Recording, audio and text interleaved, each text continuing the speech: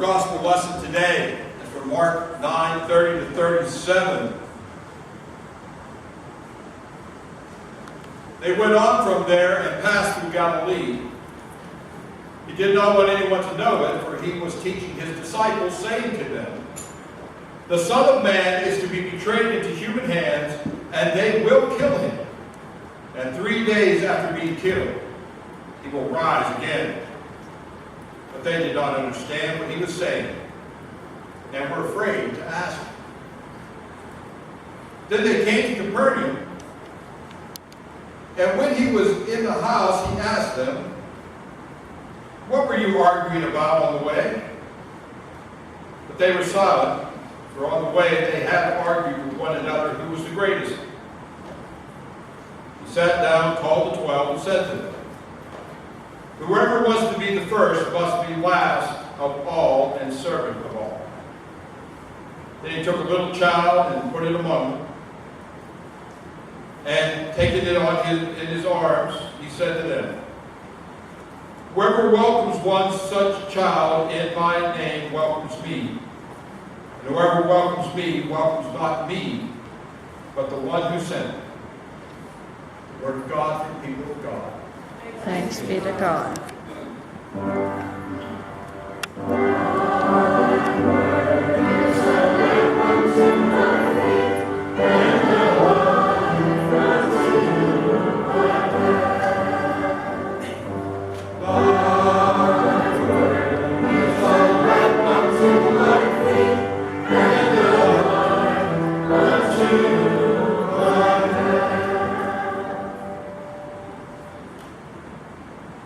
Back in the medieval ages, the 1300s, there was a soldier known as the Black Prince.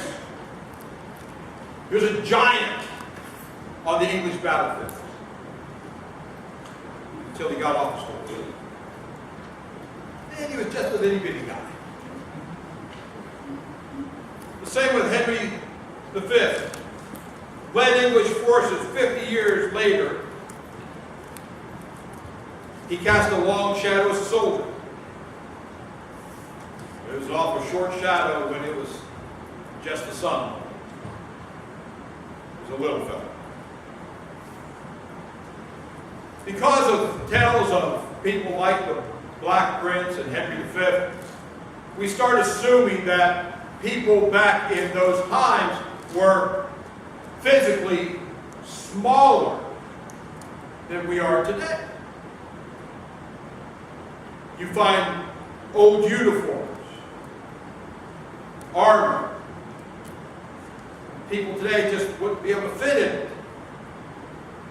You go into the houses that were built back then, and you have to duck through the doorways, and the rooms are real small.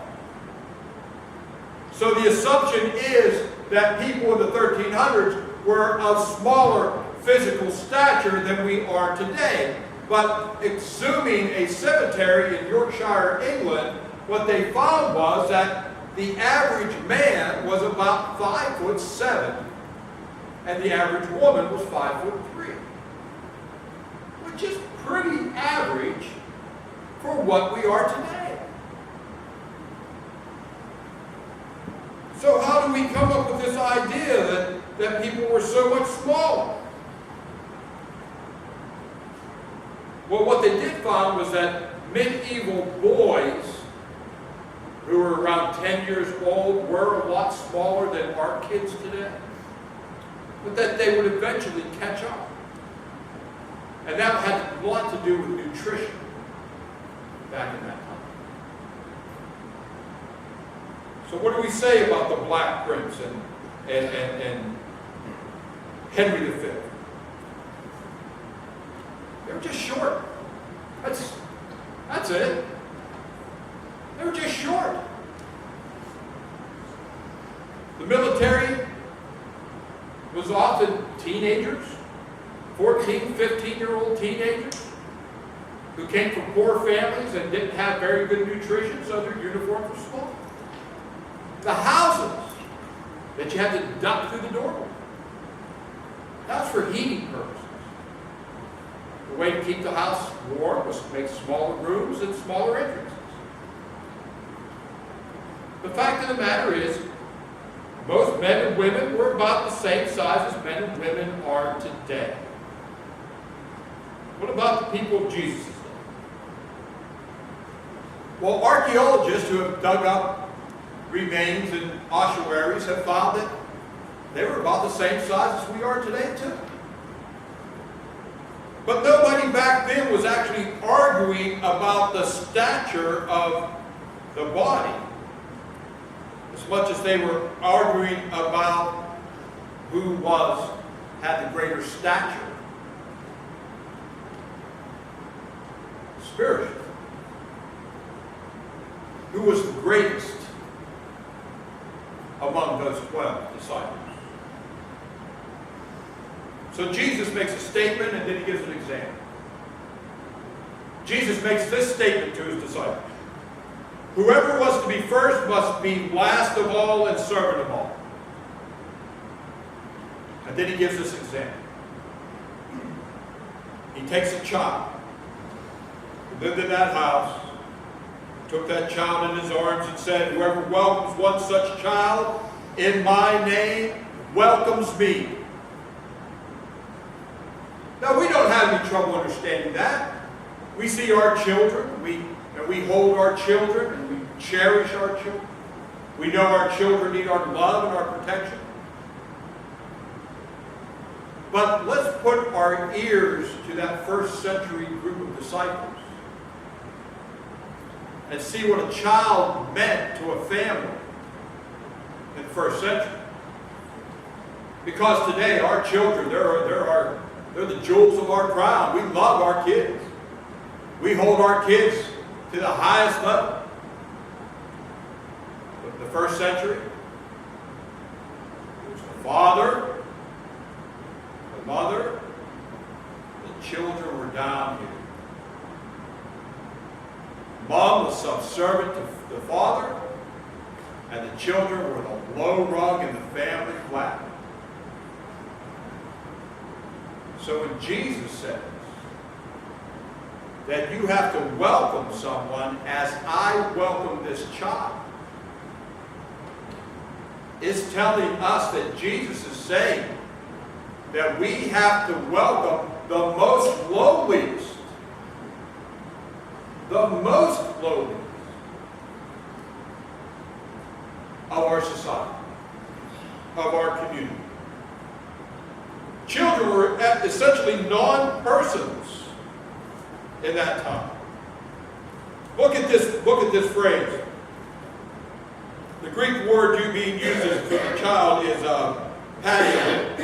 Padion, translated in English, is child, and it's a neutral statement. We don't know if it's a boy, we don't know if it's a girl, it's a child. But let's follow along in the NRSV that we read in our pews. The NRSV says he took a little child and put it among them. It. That tells you where the child falls. The child's an it. Imagine being called an it. Doesn't get much impersonal than that. To say that the followers of Jesus welcomed him by welcoming a child was a mind-blowing suggestion. They weren't on the social ladder. They couldn't even reach the social ladder. That's where they were.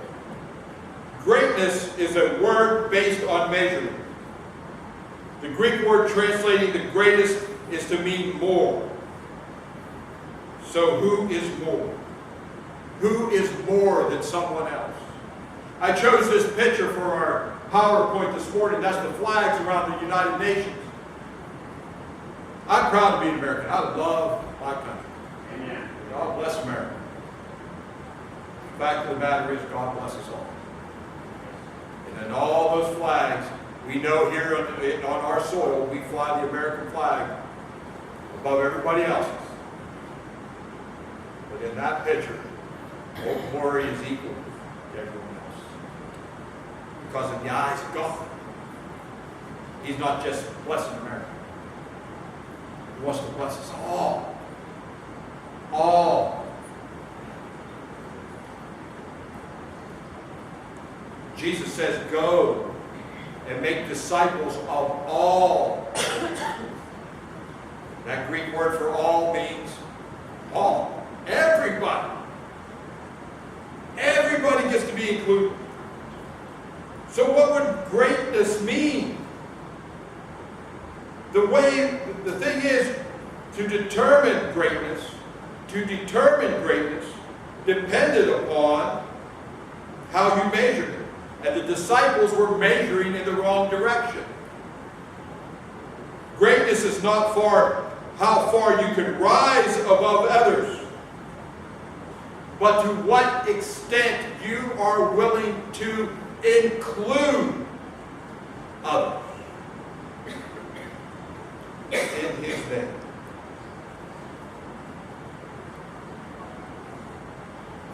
Jesus is urging His followers to stand tall in their recognition of everyone, even the most suffering among us.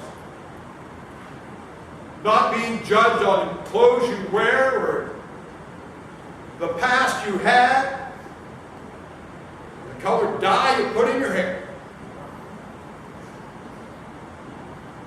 No judgment. Only the love of Christ. Welcome. See, Jesus does that. He ties welcome in. If you welcome one such as I, we welcome Jesus. And when we welcome Jesus, we welcome God. Amen. That's how you become great. Through your hospitality, through your generous reception of others. It's one thing to do it from a distance. Oh, let's gather up some food. Let's gather up some clothes and jackets and stuff. We'll take them down to community ministries. We'll let somebody there deal them out. It's another thing to get your hands involved in caring for your neighbor and looking out for those that are broken and in need. For become involved in their life by showing them the life that they can have in a relationship with Jesus Christ. It's to treat everyone the way you would want to be treated. That's a good golden rule. Do unto others as you have to do unto you. It's like the lesson of the 10-year-old boy who came home and said, Mom, we're putting on a food drive at school. Is it okay if I get some cans so I can take in for the food drive? Mom said, sure, cupboard's open, get whatever you need. The little boy got in there, and boy, did he start digging in there. He got the peas, he got the spinach,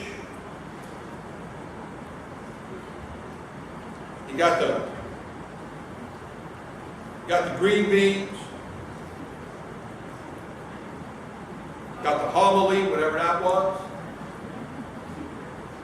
Started digging that out of the cupboard. Mom saw what he was doing. She went over and started pulling out the beefaronis and the SpaghettiOs. And he said, Mom, what are you doing? I like that stuff. She says, she gave him the lesson. What hospitality means. It's accepting that the needs of others are just as important as the needs that we have, and offering others what we ourselves value.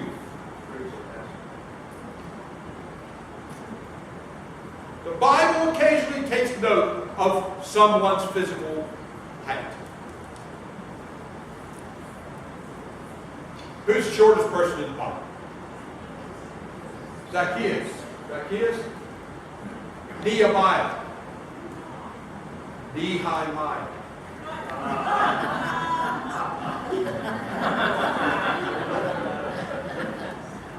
Someone said there's even a shorter person out there. Job's pal, Bildad the Shuhite. That's that groaner. I'll give you one more. The shortest one is the man who slept on his watch. Okay, moving on from that. That was a bridge too far, that's for sure. Seriously, folks. The Bible does take into consideration people's height. There's a people called the Nephilim, Genesis 6:4, Numbers 13:33. King Saul was noted to stand head and shoulders above everyone else.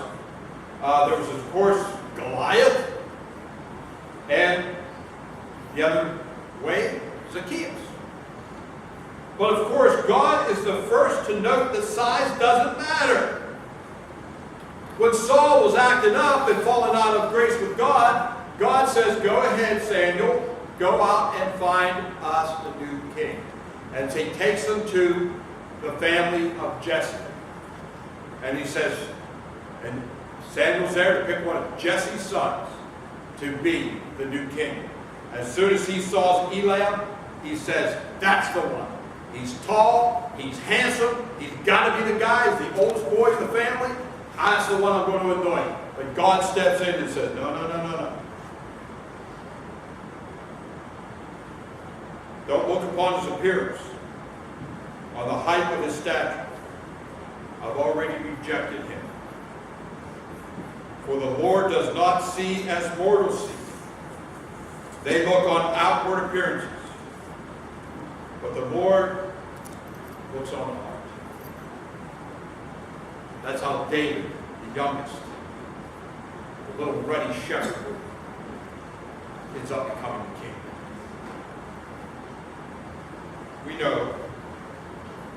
We know in society that we have a tendency to favor pretty people. We know. But that's not the way God sees it. God looks to something deeper in a person.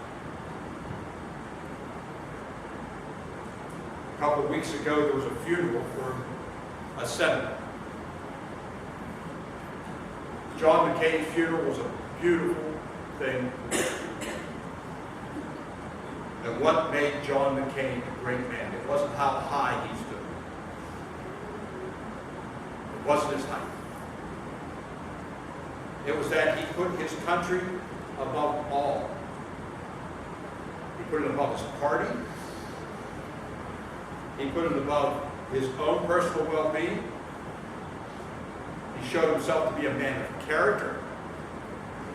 He showed himself to be a hero to the nation in wartime and in peace.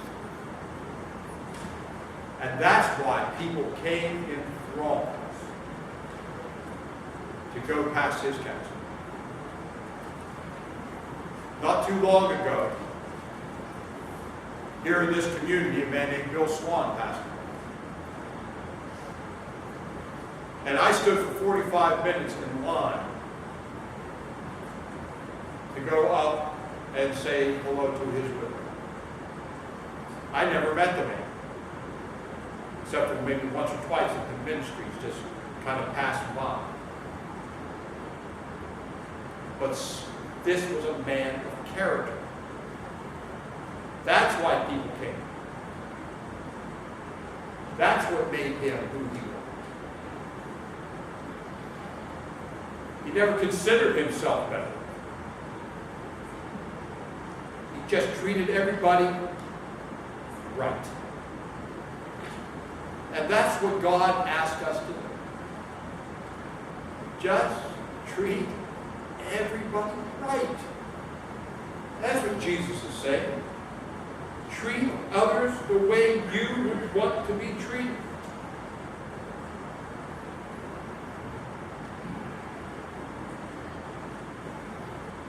Yeah, according to research, we're not taller than we were before. But if we really want to be greater, let us show hospitality to all. To all. Welcome them. And in doing so,